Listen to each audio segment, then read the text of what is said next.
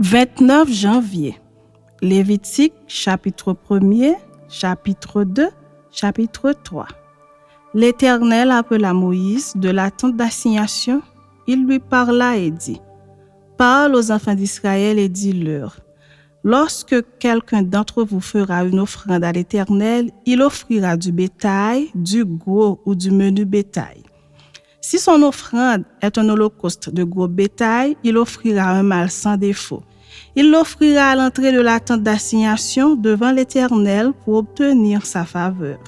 Il posera sa main sur la tête de l'holocauste qui sera agréé de l'Éternel pour lui servir d'expiation.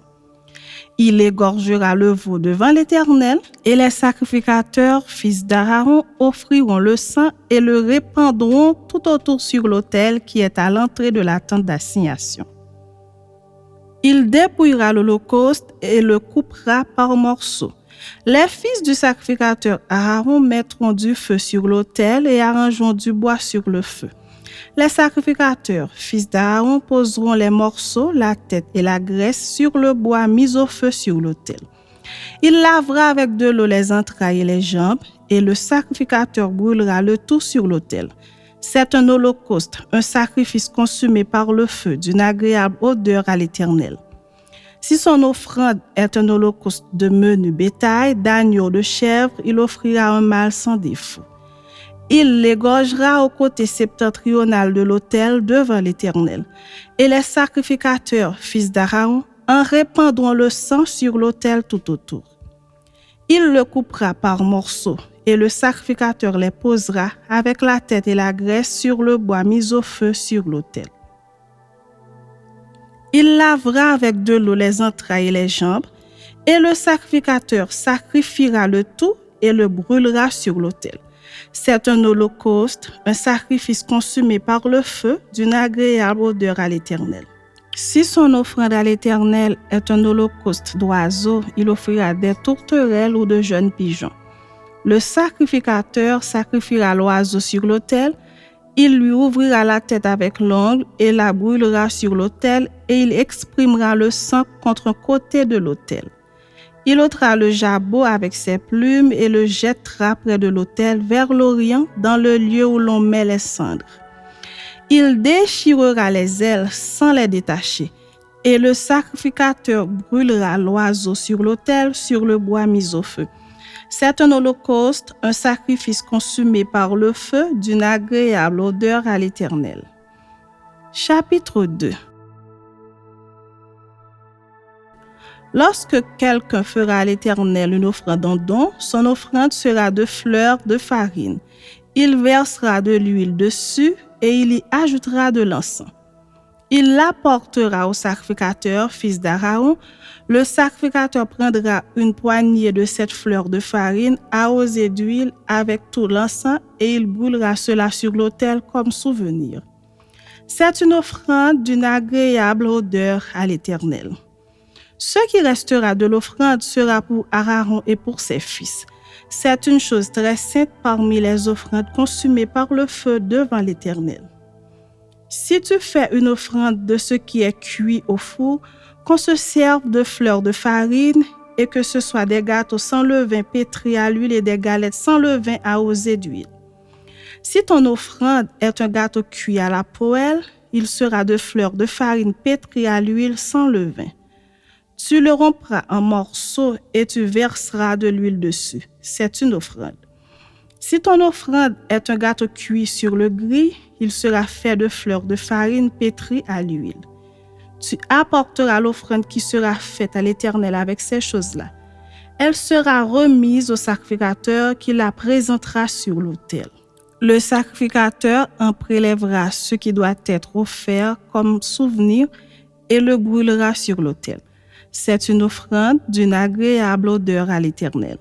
Ce qui restera de l'offrande sera pour Aaron et pour ses fils. C'est une chose très sainte parmi les offrandes consumées par le feu devant l'Éternel.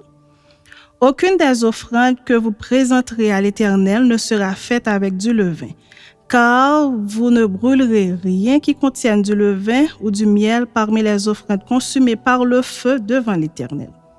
Vous pourrez en offrir à l'Éternel comme offrande des prémices, mais il n'en sera point présenté sur l'autel comme offrande d'une agréable odeur. Tu mettras du sel sur toutes tes offrandes. Tu ne laisseras point ton offrande manquer de sel, signe de l'alliance de ton Dieu. Sur toutes tes offrandes, tu mettras du sel. Si tu fais à l'Éternel l'offrande des prémices, tu présenteras des épis nouveaux, rôtis au feu et broyés comme offrande de tes prémices. Tu verseras de l'huile dessus et tu y ajouteras de l'encens. C'est une offrande. Le sacrificateur brûlera comme souvenir une portion des épis broyés de l'huile avec tout l'encens. C'est une offrande consumée par le feu devant l'Éternel. Chapitre 3. Lorsque quelqu'un offrira à l'Éternel un sacrifice d'action de grâce, s'il offre du gros bétail mâle ou femelle, il l'offrira sans défaut devant l'Éternel. Il posera sa main sur la tête de la victime qu'il égorgera à l'entrée de la tente d'assignation. Et les sacrificateurs, fils d'Aaron, répandront le sang sur l'autel tout autour.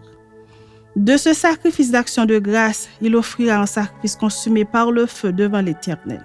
La graisse qui couvre les entrailles et toute celle qui y est attachée. L'aile de rognon et la graisse qui les entoure, qui couvre les flancs et le grand lobe du foie qu'il détachera près des rognons. Les fils d'Aaron brûleront cela sur l'autel par-dessus l'holocauste qui sera sur le bois mis au feu. C'est un sacrifice consumé par le feu d'une agréable odeur à l'Éternel. S'il offre du menu bétail, mâle ou femelle, en sacrifice d'action de grâce à l'Éternel, il l'offrira sans défaut. S'il offre en sacrifice un agneau, il le présentera devant l'Éternel. Il posera sa main sur la tête de la victime qu'il égorgera devant la tente d'assignation et les fils d'Aaron en répandront le sang sur l'autel tout autour. De ce sacrifice d'action de grâce, il offrira un sacrifice consumé par le feu devant l'Éternel.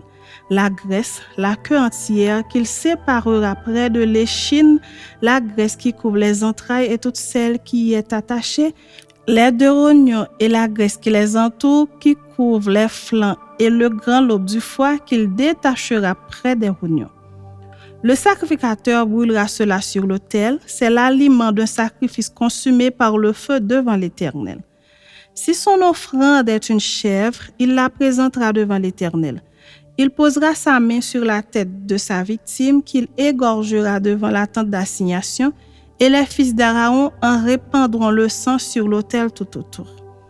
De la victime, il offrira un sacrifice consumé par le feu devant l'Éternel, la graisse qui couvre les entrailles et toute celle qui y est attachée, les deux rognons et la graisse qui les entoure, qui couvre les flancs et le grand lobe du foie qu'il détachera près des rognons.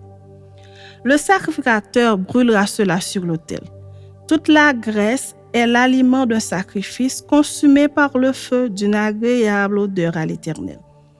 C'est ici une loi perpétuelle pour vos descendants dans tous les lieux où vous habiterez.